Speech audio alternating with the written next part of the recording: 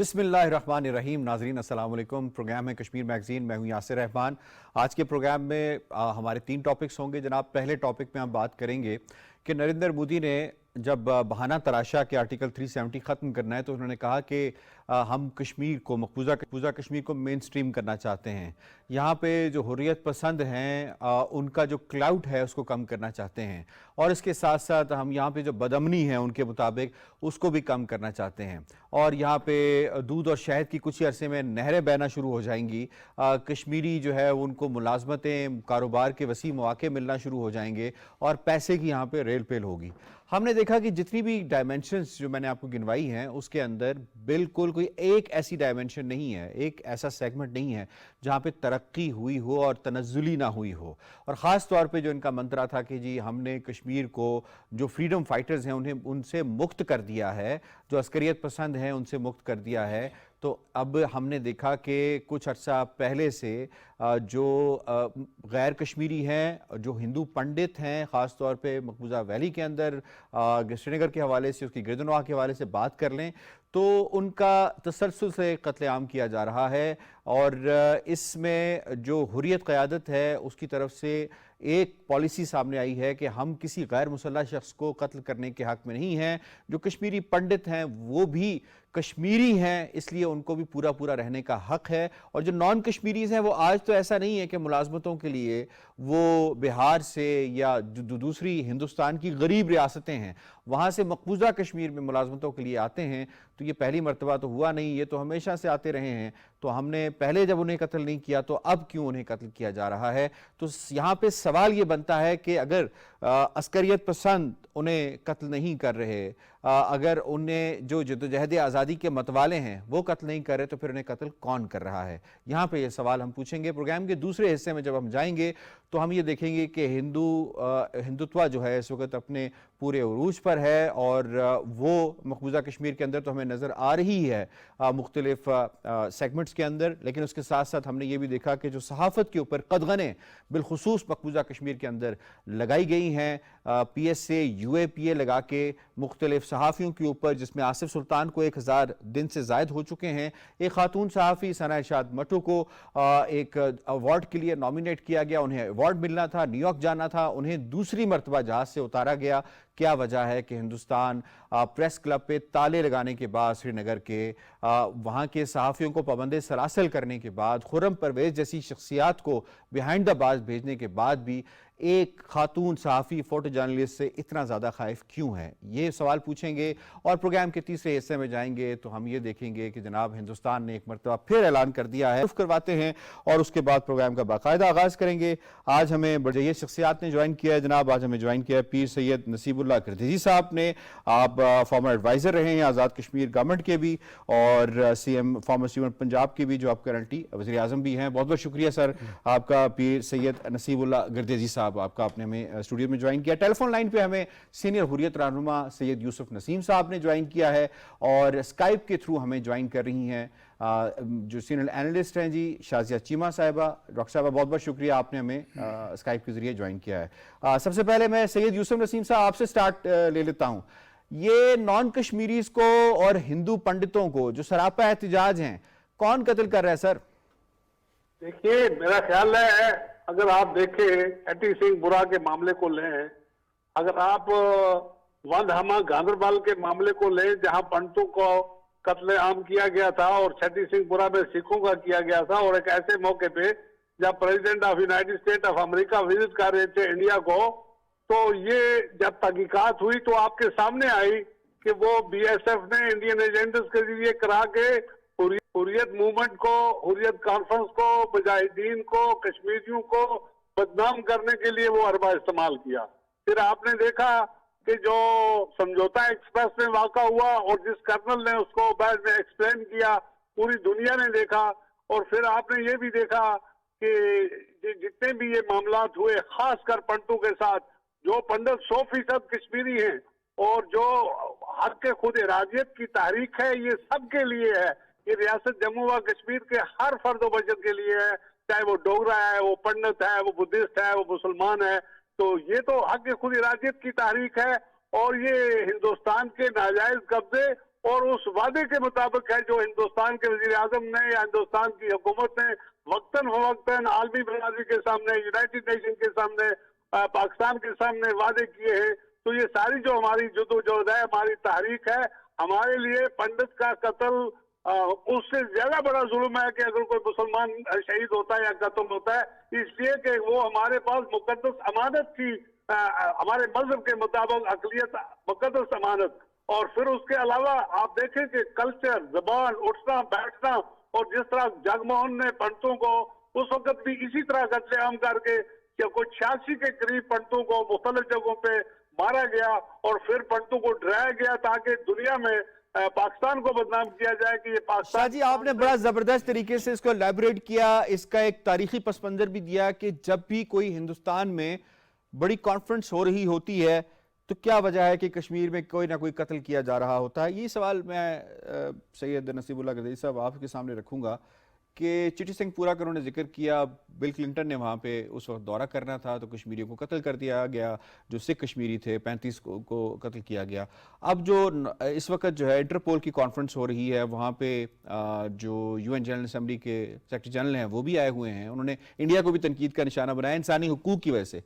फिर मकबूजा कश्मीर में कत्ल होता है नॉन कश्मीरीज का, ये पैगाम क्या है? ये कश्मीरियों ने किया है? ये देखिए, गुजारिश ये है कि एक तो इसके अगर पस मंज़र में आप जाएंगे तो इस कश्मीर के मुकदमे को हिंदुस्तान के वज़ीर आज़म जवाहरलाल नेहरू जो है वो अक़वाम मुत्तहिदा की सलामती को लेके गए थे जी। और वो उस वक़्त लेके गए थे कि जब कश्मीरी जो है, ये जो आज़ाद जो मूवमेंट थी, ये तहरीक थी, तहरीक आज़ादी कश्मीर की, जो 47 से पहले शुरू हुई थी। अगर इसको स्टार्ट लेंगे तो सन 1932 से ये हुआ, लेकिन अगर इन 75 सालों में देखें तो हमारे जो मुजाहिदीन थे वो श्रीनगर रनवे तक पहुंच चुके हुए थे।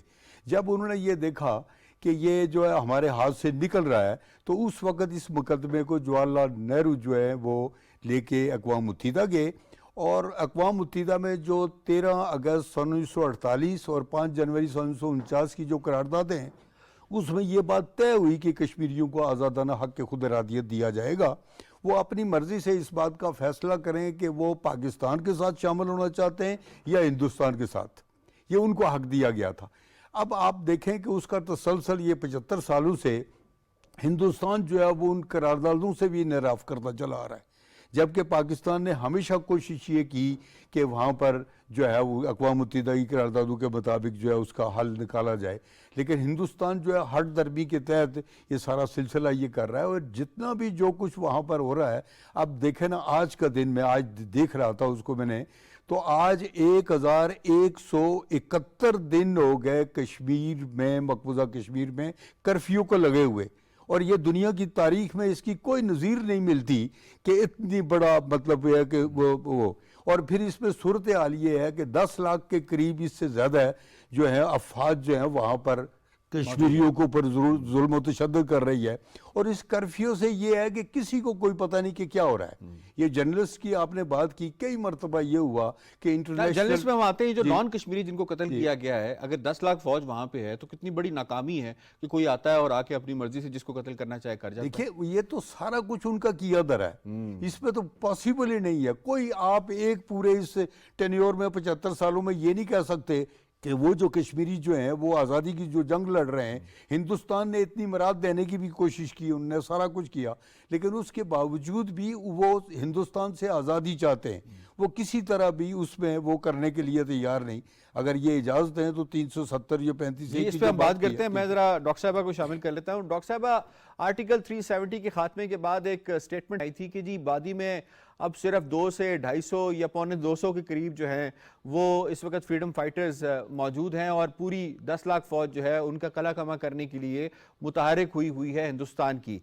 तो इस हवाले से कितना बड़ा फेलियर देखते हैं आप कि 10 लाख फौज वो जब चाहे जिसको चाहें, जो नॉन कश्मीरीज हैं, पंडित हैं, उनको मार दिया जाता है और मलबा जो है वो फ्रीडम फाइटर्स पे डाल दिया जाता है। It's a scheme, it's a game of plan, ये चीजें आइसोलेशन में हो रही हैं। क्या देख रही हैं आप? एक तरफ इंडिया के अंदर इतना बड़ा इवेंट हो रहा है, दूसरी तरफ नॉन कश्मीरी को कत्ल किया जा रहा है, पैगाम क्या दे रहा है इंडिया? पैगाम तो जो इंडिया दे रहा है उसको यूएन के सेक्रेटरी जनरल ने अपनी तकरीर में बहुत बेहतर तरीके से बता दिया है और बहुत कैटेगोरिकली कह दिया है कि यहाँ पे ह्यूमैनिटी का बहुत बड़ा इशू है, ह्यूमैनिटेरियन क्राइसिस है। ख़ास तौर पे कश्मीर का नाम लेके कहा है और ख़ास तौर पे कहा है कि मिनॉरिटीज़ के साथ।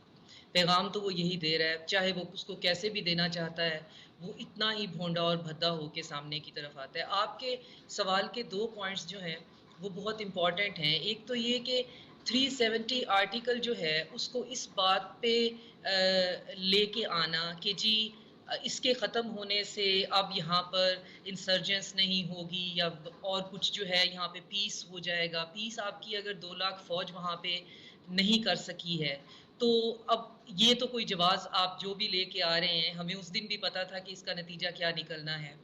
इसका सही जवाब इनको ख़ास तौर पे इंडिया में ही मिला है और कश्मीरी पंडितों की तरफ से ही मिला है। आपको याद होगा इन्होंने एक प्रोपेगेंडा फिल्म बनाई कश्मीर फाइल्स, कश्मीरी पंडितों पे, जिसमें कश्मीरियों की मैस माइग्रेशन जो है उसको इशू बनाकर और उसका मलबा जो है वो कश्मीरी फ्रीडम फाइटर्स के ऊपर डाल के जी इनको रातों रात वहाँ से निकाला गया और कश्मीरी जो मुसलमान थे जो कि हुर्रियत पसंद हैं उन्होंने यहाँ से इनको निकाल दिया। हम उस पर चुप रहे क्योंकि हम तो भद्दे प्रोपेगेंडा के बिल्कुल हक में ही नहीं है। हम तो बात ही बहुत रिसर्च बेस्ड करते हैं और फैक्ट के ऊपर करते हैं। कश्मीरी जो हैं वो वैसे ही सप्रेस्ड हैं, अपनी आवाज़ उस तरह से वो जैसे बुलंद करना चाहें भी तो बाहर नहीं निकलती, चीखें अंदर ही उसी वादी में ही दब जाती हैं, कोई सोर्स नहीं है।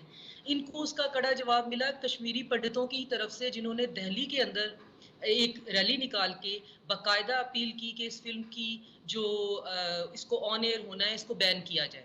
ये बहुत नेगेटिव किस्म का प्रोपेगेंडा है और हमें याद है कि हमें वहाँ से किसने निकाला था और किसने हमारे घरों के ताले तोड़कर हमारे घरों में से सामान जो है वो चोरी किया था, किसने हमारे बागात पे कब्जा किया था। ये तुम ही लोग थे और ये तुम्हारा ही प्रोपेगेंडा था। लिहाजा ये कश्मीरी आप ये कहना चाह रही हैं, जो मुझे आपकी बात से जो समझ आई है, हमारे देखने वालों को भी, कि जो कहना चाह रही हैं कि ये खुद हिंदुस्तानी हुकूमत का प्लान है, वही फाशिज्म वहाँ पे फैला रही है, कत्लेआम जो नॉन कश्मीरी जो पंडित हैं उनका वो चुन चुन के कर रही है ताकि जो कश्मीरी हैं उनके ऊपर दबाव बढ़ाया जा सके। ऐसा ही है?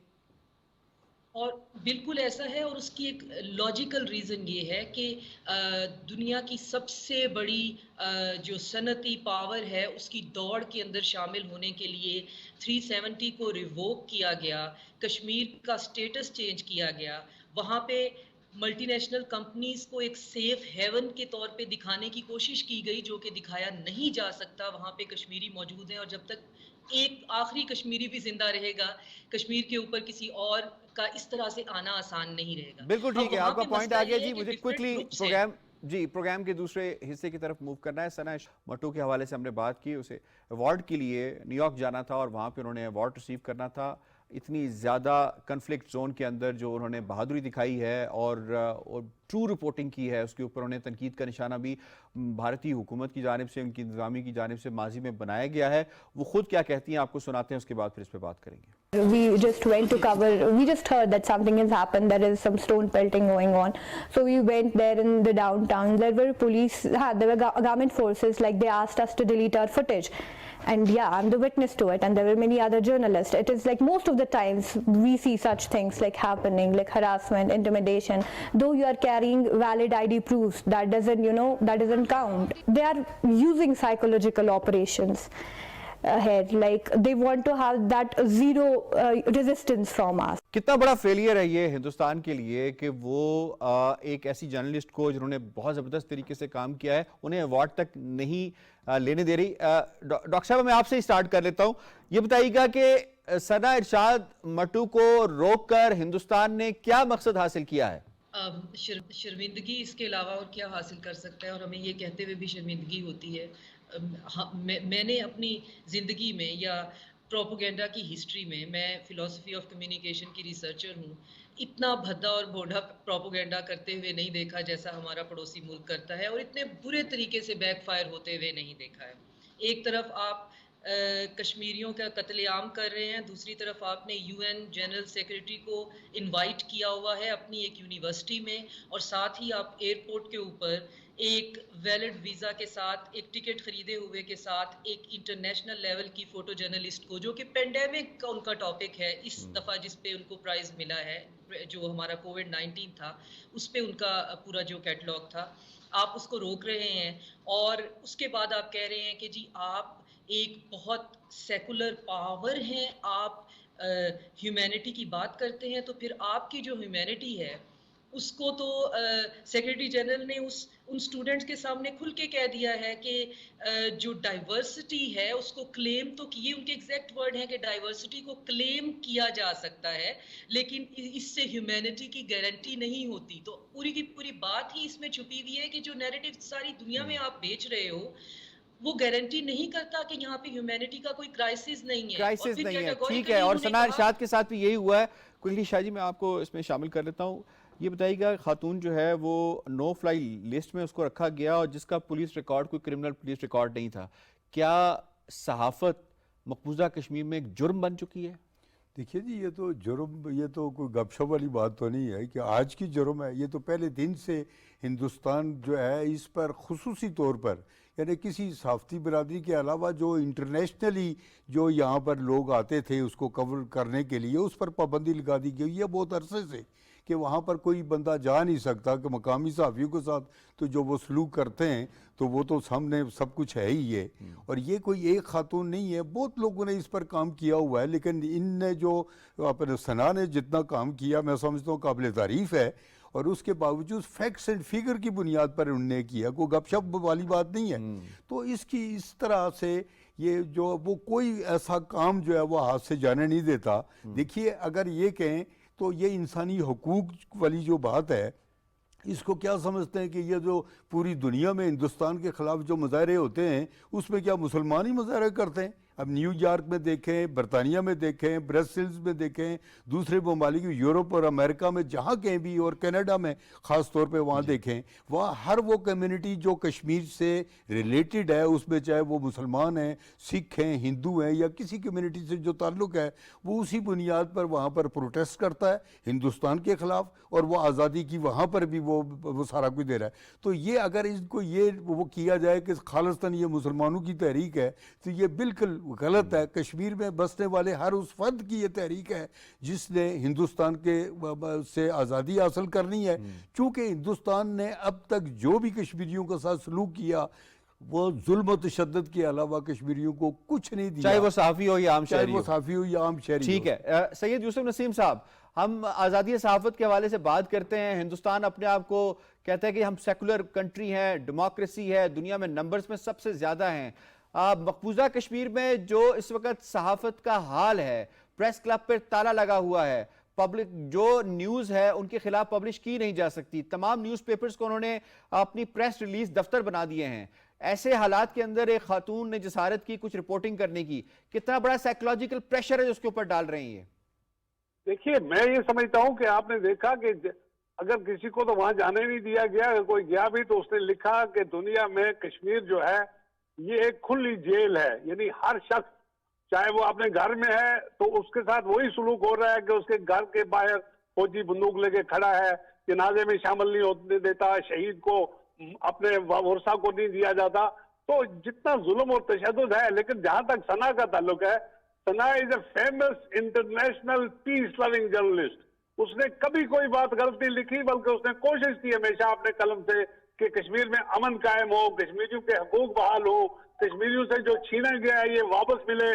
जिस तरह जलील इंद्राबी साहब ह्यूमन राइट्स एक्टिविस्ट थे, हाई कोर्ट के बड़े मशहूर वकील थे, तो उन्हें जिनेवा जाने से रोका गया और बाद में उनकी डेड बॉडी हमें दरियाए झेलम से 7 दिनों के बाद मिली। तो इसी तरह जो भी लोग इंटरनेशनल बुखारी साहब जिन्हें शहीद कर दिया गया, हाँ, बुखारी साहब को अपने घर में शहीद कर दिया गया।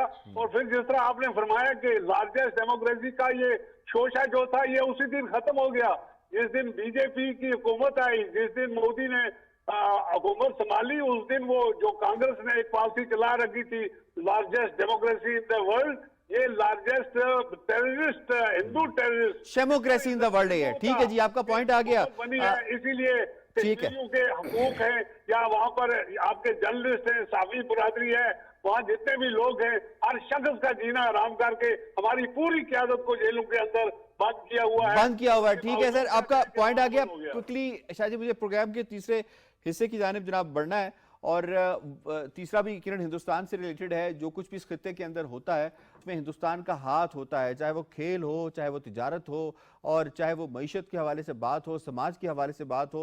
हिंदुस्तान कोशिश करता है किस तरीके से अखंड भारत और फाशिज्म जो है वो फैलाई जा सके, और यही वजह है कि हिंदुस्तान की जो क्रिकेट है वो भी इससे दूर नहीं है। क्रिकेट बोर्ड के जरिए हिंदुस्तान ने पाकिस्तान को मिलान करने के लिए क्या फैसला लिया है, उन्हीं की जुबानी आपको सुना देते हैं जी। अगले साल होने वाला जो एशिया कप है, जिसके होस्ट या मेजबान जो है पाकिस्तान है, वो उसके लिए भारत ने, यानी बीसीसीआई सेक्रेटरी, उन्होंने कहा है कि भारत जो है वो एशिया कप के लिए पाकिस्तान का दौरा नहीं करेगी, और वो इंसिस्ट करेंगे कि एशिया कप जो है एक न्यूट्रल वेन्यू पर हो। याद रखिए कि जय शाह, बीसीसीआई सेक्रेटरी जो है वो खुद एसीसी यानी एशियन क्रिकेट काउंसिल के चेयरमैन भी हैं। जी, जय शाह का ये डिसीजन है जी। शकील शेख साहब ने हमें ज्वाइन किया है, आप स्पोर्ट्स एनालिस्ट हैं। शकील शेख साहब, खेल तो खेल होता है जी, खेल में जो सियासत का रुझान है, इससे पहले कोई नजीर मिलती है जो हिंदुस्तान कायम कर रहा है कि दुनिया की सारी जबरदस्त टीमें पाकिस्तान का दौरा कर रही हैं। हिंदुस्तान को क्या अमर माने हैं कि पाकिस्तान की सरजमीन पर वाकई क्रिकेट खेले? बिल्कुल सही बात आपने की है, बड़ी ज्यादती की है इंडिया ने, और ये खाम खा का एक बहाना बना के, सिक्योरिटी का बहाना बना के, और उन्होंने ये वो टूर्नामेंट है एशिया का अगले साल होना है। Almost hard to put thought around it. Obviously, there was a lot of talk about security, and I felt very safe, and I think the teams felt amazingly safe here. We've absolutely loved our time here in Pakistan. I think if you speak to the whole group, they said felt really safe, and the cricket's been awesome as well. So yeah, we're absolutely loving it here. जी, अब सच में आपको involve कर लेता हूँ। Cricket के अंदर जो हिंदुस्तान इस वक्त गंद घोलने की कोशिश कर रहा है, पाकिस्तान को आइसोलेट करने की कोशिश कर रहा है, दुनिया तो नहीं बाय कर रही है इसको, दुनिया तो आ रही है पाकिस्तान में खेल रही है। देखिए अल्हम्दुलिल्लाह कि जितनी भी टीमें अब आई हैं या आने वाली हैं, हर एक ने ये कहा कि हमारी ख्वाहिश है कि हम पाकिस्तान में जाके खेलें। और ये जो 16-17 साल के बाद जो है ये दोबारा से ये शुरू हुआ, ये 16-17 साल जो हुए, ये क्रिकेट जो पाकिस्तान में जो इंटरनेशनल बंद हुई, कवर किया है। हिंदुस्तान को इस वक्त होश के नाखून लेने चाहिए। पूरी दुनिया जब पाकिस्तान में खेल रही है, तो अगर हिंदुस्तान नहीं खेलेगा तो ये सब यही कहेंगे कि नक्कार खाने में तूती की आवाज़, इसके अलावा कुछ नहीं हो सकता। प्रोग्राम कश्मीर मैगजीन से इतना ही। यासिर रहमान को दीजिए इजाज़त। अल्लाह निगहबान।